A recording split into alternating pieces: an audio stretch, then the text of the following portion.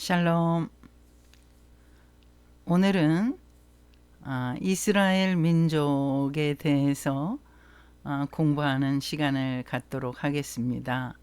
이거는 어디까지나 하나님 말씀에 기초 하고 있지만 그래도 제 관점이 많이 섞여 있다는 것을 여러분께 먼저 말씀을 드립니다. 이스라엘 민족은 과연 하나님의 선민이 맞는가? 이렇게 제목을 한번 붙여봤습니다. 오늘 말씀의 요절을 제가 한번 읽어드릴게요. 알지 못하고 맞을 일을 행한 종은 적게 맞으리라. 무릇 많이 받은 자에게는 많이 요구할 것이요 많이 맡은 자에게는 많이 달라 할 것이니라. 누가복음 12장 48절의 말씀입니다. 주님께서 말씀하시는 내용을 누가가 받아 적은 기록이라고 할 수가 있는데요. 이스라엘 민족을 선택하셨을 때 그들의 숫자가 너무나 미미했고 또 그들의 그 모든 상황도 참 별로 그렇게 바람직한 별로 훌륭한 그러한 민족성을 갖고 있는 그러한 종족은 아니었다고 주님께서 신명기 7장 8장 9절에 아주 직접 말씀을 하시는 것을 우리가 볼 수 있습니다. 하나님께서 맨 처음에 지금으로 말하면 이제 갈대아 우루가 이라크 쪽이거든요. 그쪽에서 하나님께서 아브라함을 불러내셨습니다. 그리고 내가 내게 지시할 땅으로 가도록 해라. 너는 너의 본토 친척 아비집을 떠나서 내가 내게 지시할 땅으로 가라. 너를 축복하는 자를 내가 복을 줄 것이고 너를 저주하는 자를 내가 저주하리라. 그래서 이제 아브라함에게 상당한 이제 그런 축복권을 주셨죠. 그래서 아브라함이 하나님께만 순종하면 그를 만나는 많은 족속들이 아브라함 때문에 복을 받게 되거나 아니면 저주를 받게 되는 이러한 이제 권세를 아브라함에게 쥐어 주신 거죠. 아브라함이 참으로 본토 친척 아비집을 떠났다는 이 사실 하나가 정말 하나님께는 엄청난 감동이었고 그의 그 순종을 하나님이 높이 평가하신 것입니다. 그래서 이제 아브라함을 선택을 하셨다라고 말씀을 드릴 수가 있죠. 그래서 이제 아브라함은 시작은 참 미미했지만 아브라함 족속은 정말 엄청나게 번성을 하고 번창을 하는 그러한 족속이 되었습니다.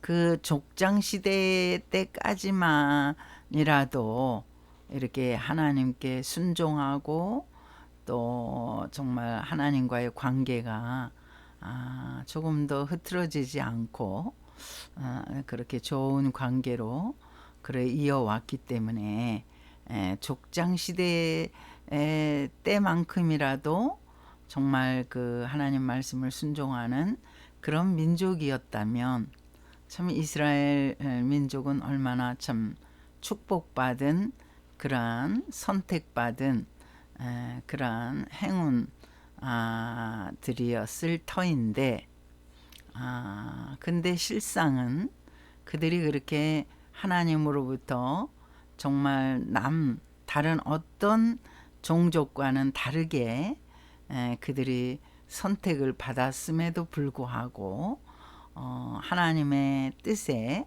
잘 부합되는 생활을 하지 못한 것을 그들의 역사를 통해서 우리는 잘 알고 있지 않습니까?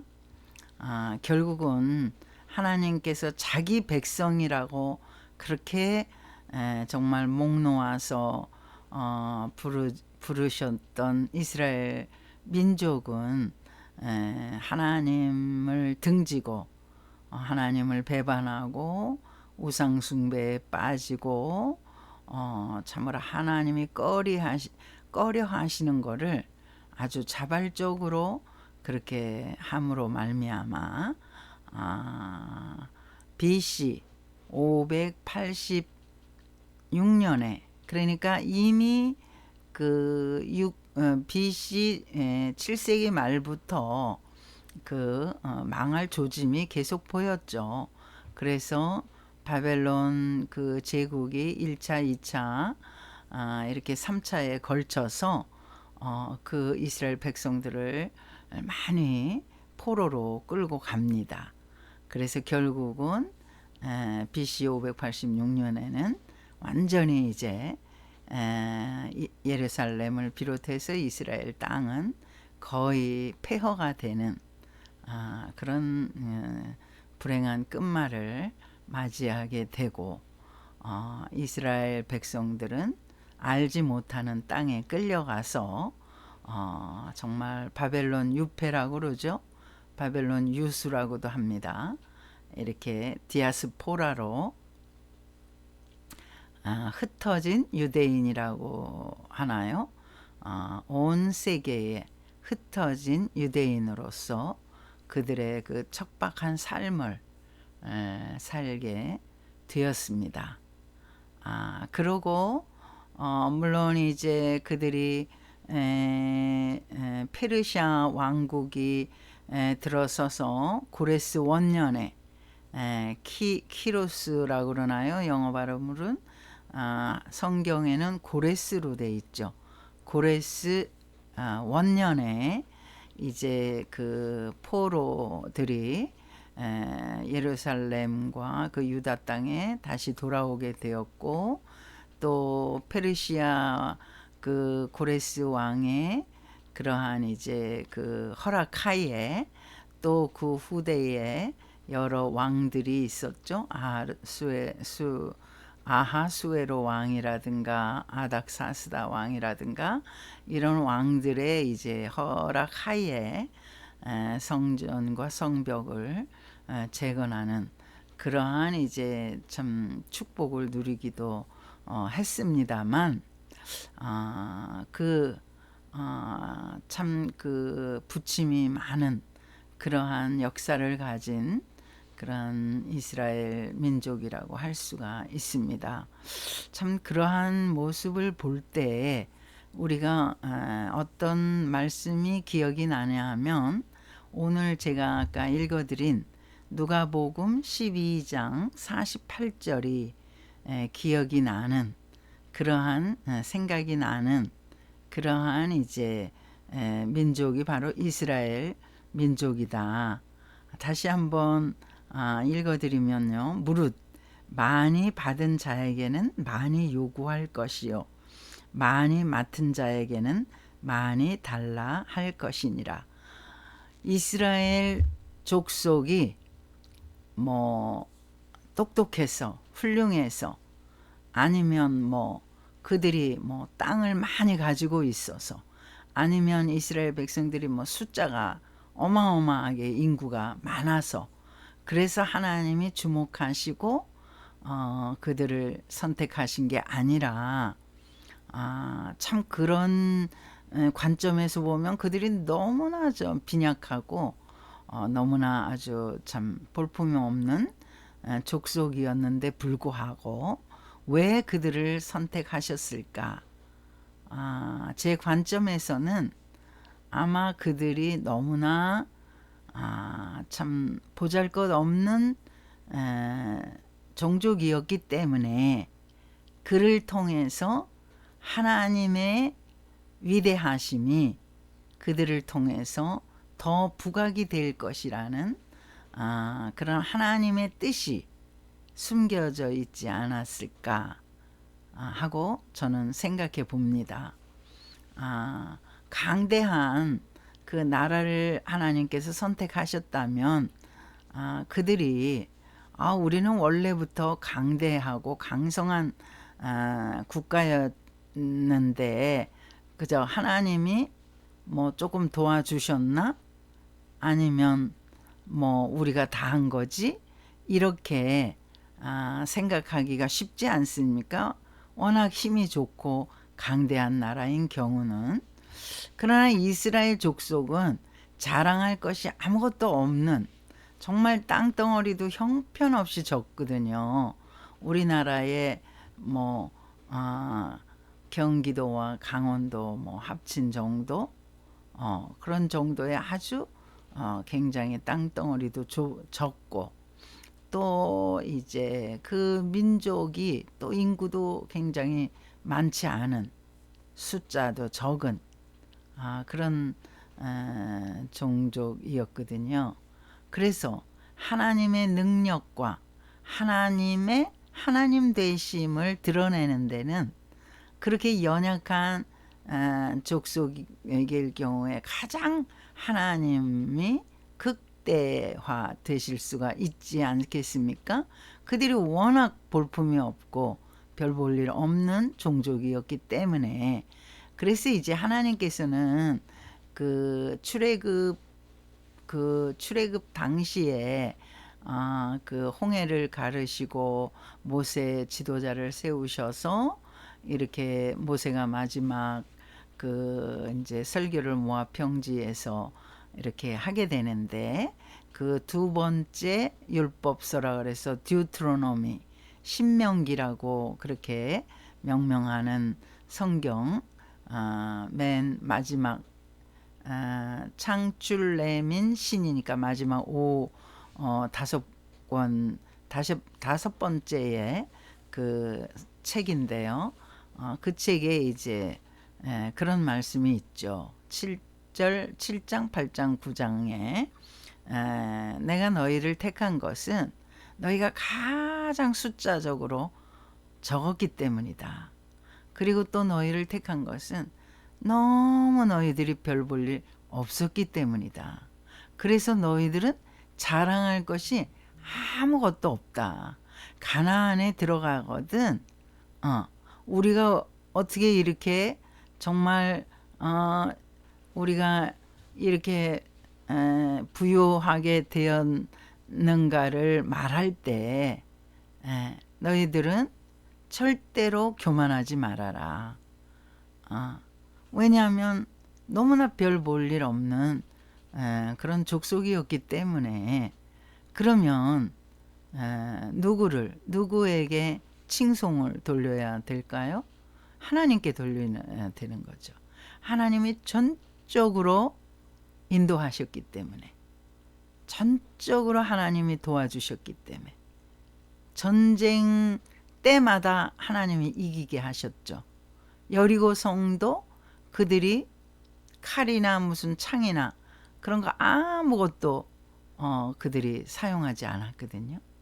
그냥 성을 매일 하루에 한 번씩 돌고 마지막 7일째는 7번 돌고서 여리고 성아 무너져라 하고 소리 지른 거 외에는 정말 아무것도 하지 않았거든요. 그건 전쟁이라고 할 수가 없죠. 그러니까 하나님께서 전적으로 이스라엘 민족에게 역사하셔서 그래서 그 난공불락의 여리고 성도 무너지고 또 요단강도 그 당시에는 굉장히 그 범람하는 강이었다고 그러거든요. 그 강도 요단강도 하나님께서 명령하시죠. 어떻게 해라. 제사장이 먼저 요단강에 들어가서 그 앞장서서 건너라. 그러면 강이 흐르다가 멈출 것이다. 이렇게 정말 놀라운 그런 이적과 기사가 나왔던 거죠. 그래서 아무 정말 어려움 없이 요단강을 건너게 되었고, 정말 그들이 한 거라고는 아무것도 없었다는 것을 하나님께서는 말씀하고자 하신 것입니다. 그래서 좀 전에 누가복음 12장 48절 말씀 계속 읽어드렸죠.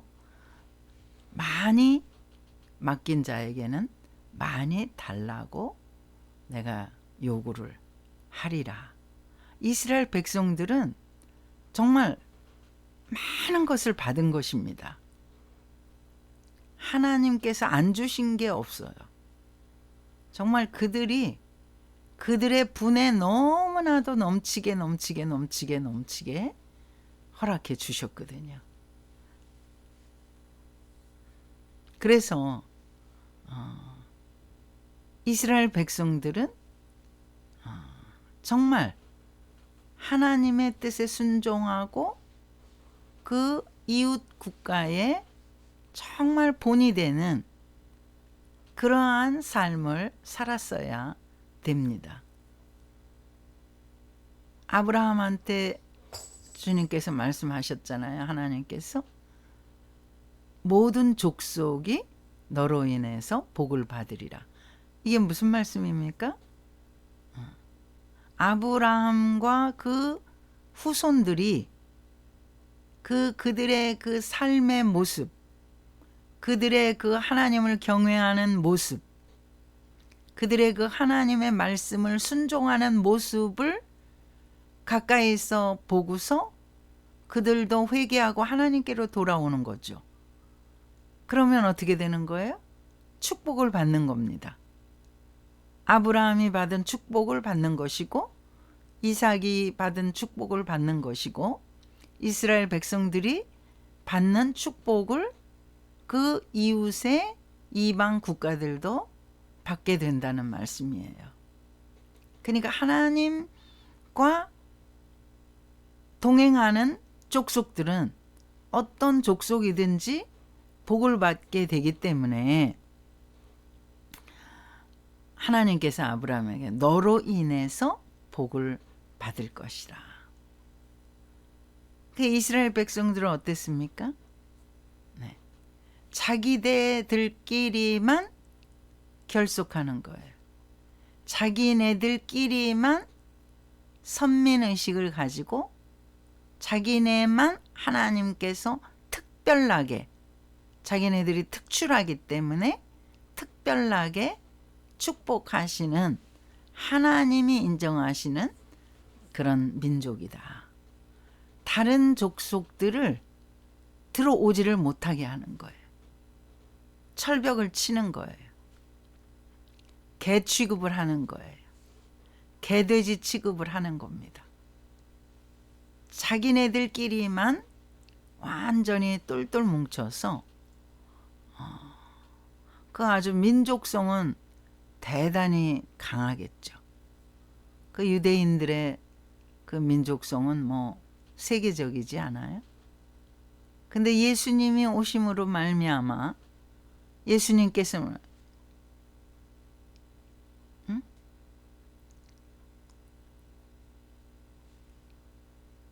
예루살렘과 온 유대와 사마리아와 땅끝까지 이르러 내 증인이 되리라. 주님께서 말씀하셨잖아요.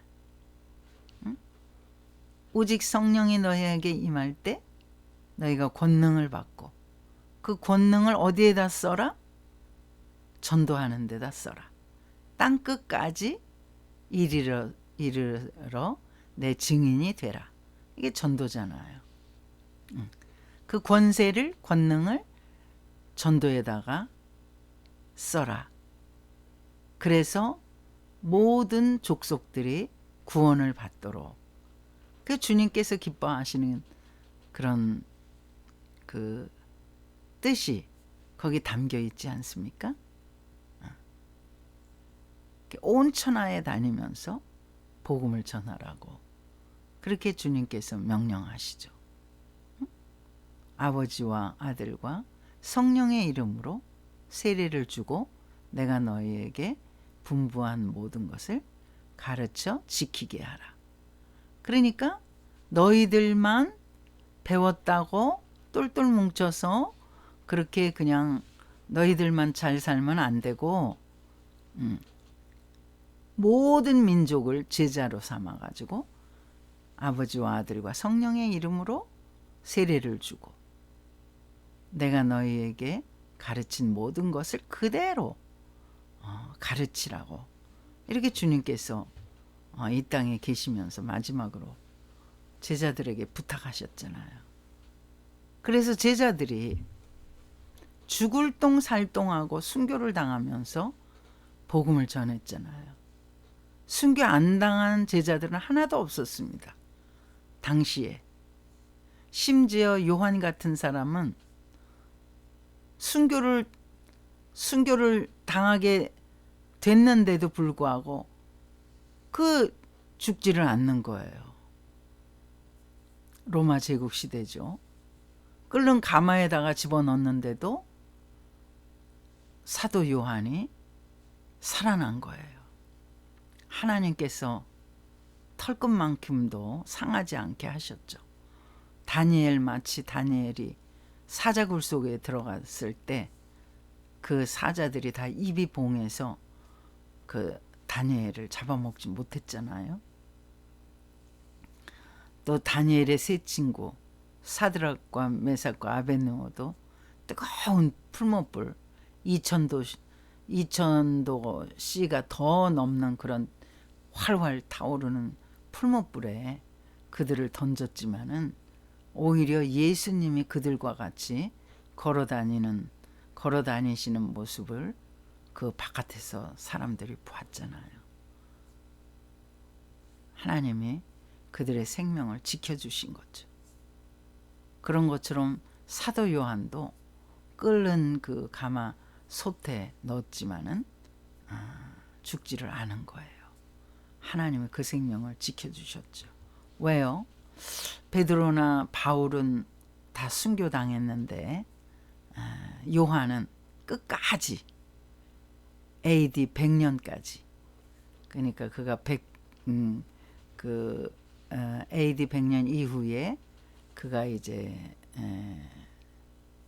천국을 갔는데 그 때까지 하나님께서 그 생명을 지켜주신 이유는 요한계시록을 쓰라고. 그 당시에 요한계시록 이제 그의 마지막 성경인데 반모섬이라는 섬에 유배됐잖아요. 그러니까 죽이려고 해도 죽지를 않으니까 결국은 반모라 하는 섬에 사도 요한을 유배시킵니다. 그런데 그곳에서 주일날 새벽에 하늘이 열리고 하나님께서 요한 계시록을 쓸 수 있도록 비전을 환상을 보여주시는 것입니다. 그래서 요한 계시록이 그때 반모섬에서 나온 것입니다. 이렇게 제자들은 전부 다 복음을 전하다가 순교를 당하고 정말 끝까지 목숨을 내놓고 그렇게 복음을 전했거든요. 그런데 어느 순간부터 유대인들이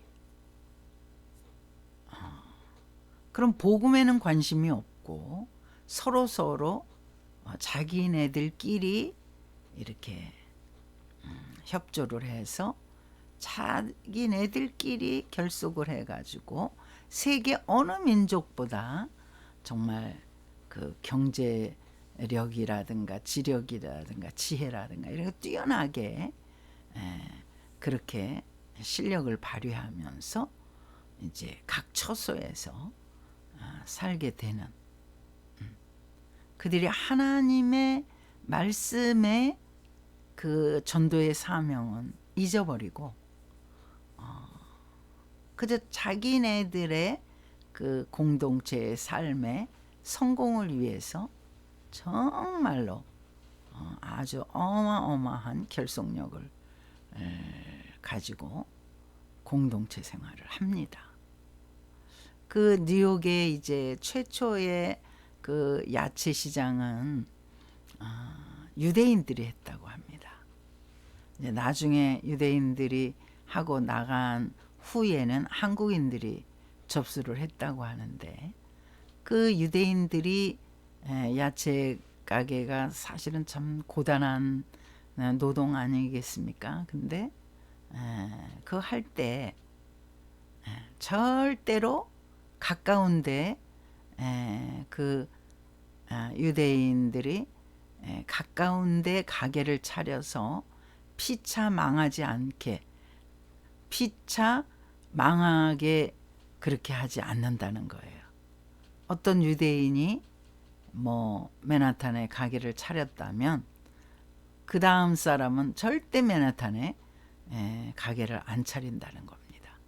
왜? 그 가게가 찌부러질까봐 멀리 가서 하는 거예요. 그렇게 서로 그 유대인의 그 사업체를 보호해주고 잘 되도록 이렇게. 근데 우리나라는 뭐 이게 지나가는 말이지만, 우리나라 사람들은 야채 가게가 잘 된다 하면은 바로 옆에다가 또 한국 사람이 또 야채 가게를 벌린다는 거예요. 또 잘 된다 하면 또 벌린다는 거예요. 그래서 야채 가게가 하나가 잘 되는 게 나중에는 막 수십 개가 돼가지고 그 결국은 너도 나도 다 망하는 그런 일이 있다는 거예요. 참 그 유대인들의 그런 어떤 자기들끼리의 어떤 그 결속력, 공동체 의식은 참 높이 평가해 줄만 한데, 여기서는 그 공동체 그런 그 삶을 칭찬하려고 제가 말씀드리는 게 아니라, 그들이 너무 자기네들끼리 똘똘 뭉쳐서 선민의식 속에서 다른 타민족들은 전부 배타주의로 그렇게 자기네들끼리만을 너무나 그 중요하게 생각을 하기 때문에 그 다른 민족들의 미움을 받는 것입니다. 하나님이 주신 지혜로 정말 그 이웃을 섬기는 데 사용하는 것이 아니라 자기들의 그 성공을 위해서만 눈이 벌겋게 그 자기네들끼리 결속력을 가지고 그렇게 해나가기 때문에, 유럽 당시에 히틀러가 나오기 전에 유럽 당시에 유대인들이라고 하면 지긋지긋했다고 합니다. 심지어 셰익스피어가 16세기에 베니스의 상인이라는 그런 극을 그가 쓰지 않았습니까? 그 베니스의 상인, 거기 보면은 그 유대인이 눈물도 없고 피도 없는 그런 사람으로 나오잖아요. 그냥 샤일록과 같이 너무나도 정말 그 인정이라고는 찾아볼 수도 없이 그 유대인을 풍자하는 그러한 책이었다고 할 수가 있습니다. 그렇게 셰익스피어가 그렇게 유대인을 보면서 그렇게 책을 쓸 정도로 그 당시에 유럽에 참 유대인들의 그러한 그 눈살 찌푸리는 삶이 그 유럽의 많은 사람들을 증오하는, 그러니까 유럽의 많은 사람들이 히틀러의 그러한 그 악한 그런 유대인을 척결하려고 하는 그러한 그 계획에 암암리로 동조를 한 것입니다.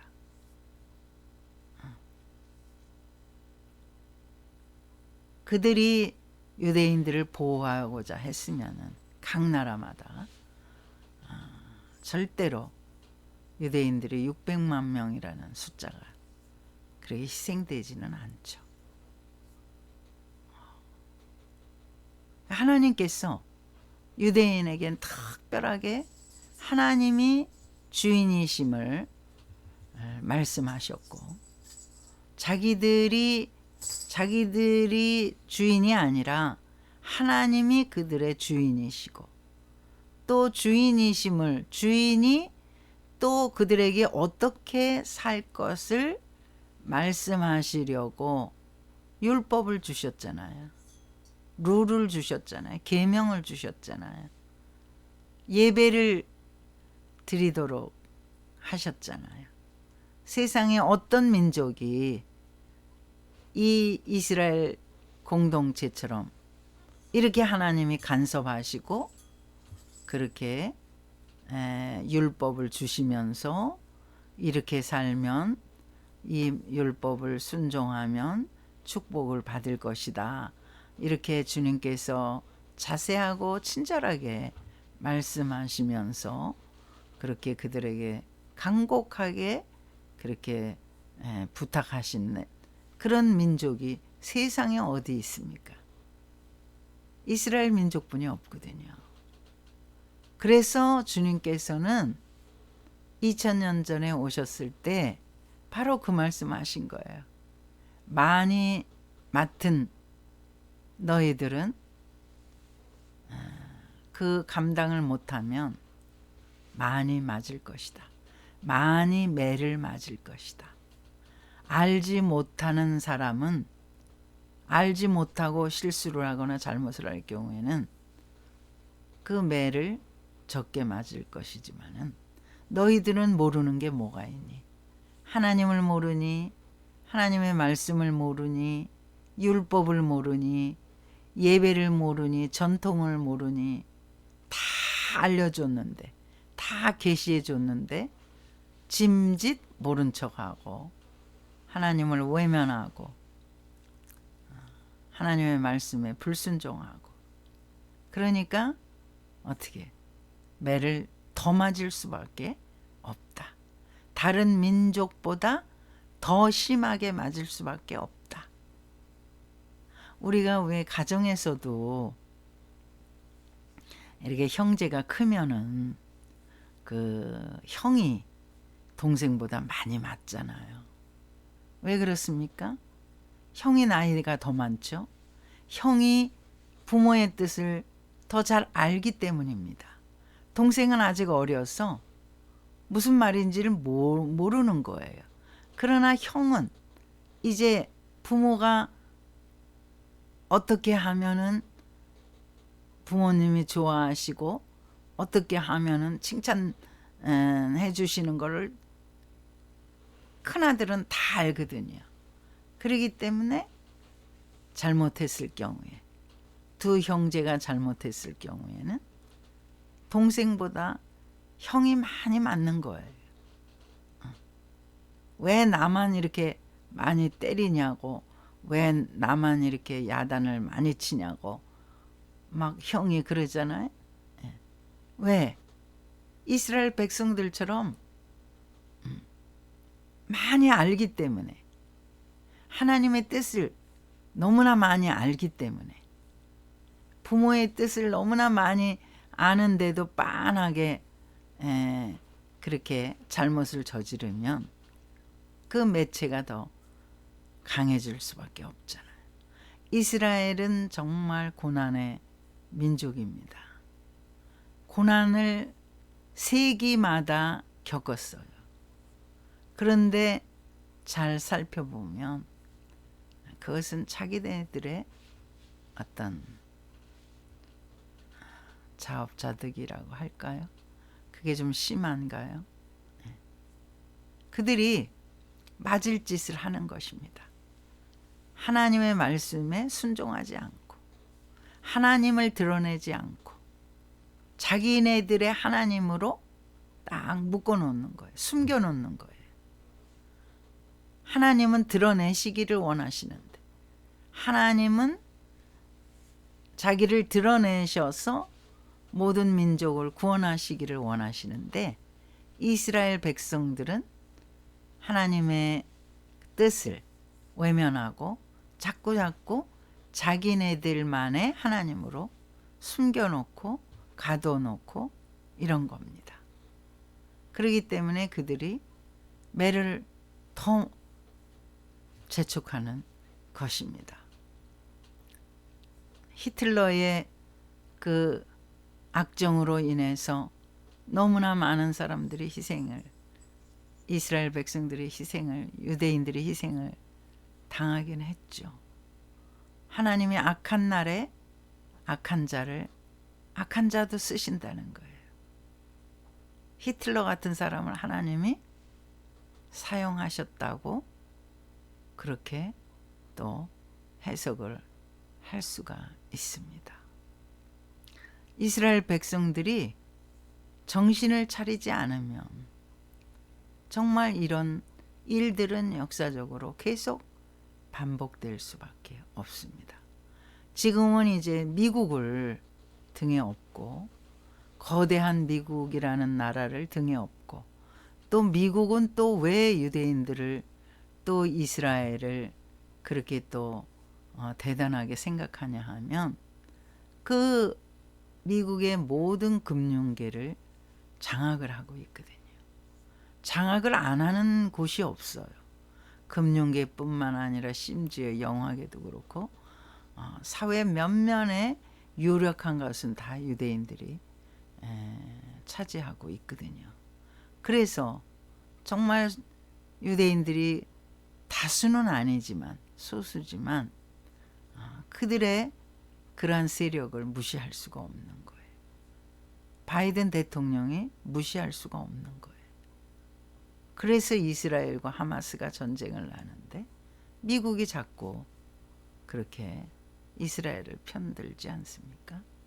근데 이스라엘이 정신 차리지 않으면 비록 지금 굉장한 군사력과 힘으로 그 하마스를 밀어붙이고 또 위협을 주고, 하마스가 먼저 공격을 하는 잘못은 저질렀지만 그 역사적인 것을 들여다 볼 때는 정말 그 이스라엘은 정신을 차려야 합니다. 물론 구약 성경에서 하나님께서 그 이스라엘 가나안 땅을 하나님께서 아브라함을 비롯해서 그 이스라엘 민족에게 약속하신 적과 꿀이 흐르는 약속의 땅이라고 주셨지만은 그러나 그 후로 이스라엘은 어떻게 됐습니까? 하나님 말씀에 불순종함으로 말미암아 그 땅을 다 뺏겼잖아요. 그래서 다시 이게 우리 땅이고 하나님이 주신 땅이라고 그렇게 부득불 우기면서 들어간다는 것은 조금 문제가 있는 것이라고 할 수가 있습니다. 이미 이스라엘은 망해서 온 세계에 흩어진 디아스포라가 되었거든요. 그런데 이제 힘 있는 나라와 2차 세계대전 후에 이제 힘 있는 영국 등 나라와 이렇게 협잡을 해가지고 그냥 거의 강제적으로 이스라엘 땅에 쳐들어간 것이잖아요. 근데 거기서도 정말 미안한 마음으로 사이좋게 정말 팔레스타인하고 잘 사이좋게 협조적으로 살면 좋은데 이제 결국은 그 팔레스타인 주민들은 거의 다 정말 드문드문 다 쫓겨나가고 그 중요한 그 핵심적인 땅은 다 이스라엘이 차지했잖아요. 그러면서도 조금도 미안해하거나 그들을 뭐 불쌍히 여기거나 그런 마음을 갖지 않지 않습니까? 마땅히 이거는 우리 거다 이렇게 생각하지 않나요? 그들이 벌써 하나님한테 불순종해가지고 벌써 그 땅을 다 빼앗기고 쫓겨난 민족이 이스라엘 민족이거든요. 이제는 다시 재고를 해야 되는데 재고를 해서 그 땅이 이제 내가 주인이다 이렇게 말할 수가 없게 된 것입니다. 이스라엘 민족은. 근데 오래 전에 아브라함 시대에 하나님께서 그 땅을 약속하셨다고 해가지고 자기네들이 실수하고 죄진 거는 하나도 생각하지 않고 그렇게 무참하게 거기 살던 사람들을 다 쫓아내고 죽이고 지금도 사실은 전쟁이라는 이름하에 살상을 하고 있지 않습니까? 정말 이스라엘은 많은 축복을 받고 시작을 했지만 바람직한 그런 그 하나님을 잘 섬기는 모범적인 그런 민족이 되지 않음으로 말미암아 지금도 얼마나 많은 그 사람들의 비난을 받고 있습니까? 정말 안타깝기 짝이 없습니다. 이스라엘이 속히 정말 정직하고 진실하게 하나님께로 돌아오고 회개하는 그날을 기다려 봅니다. 할렐루야. 감사합니다.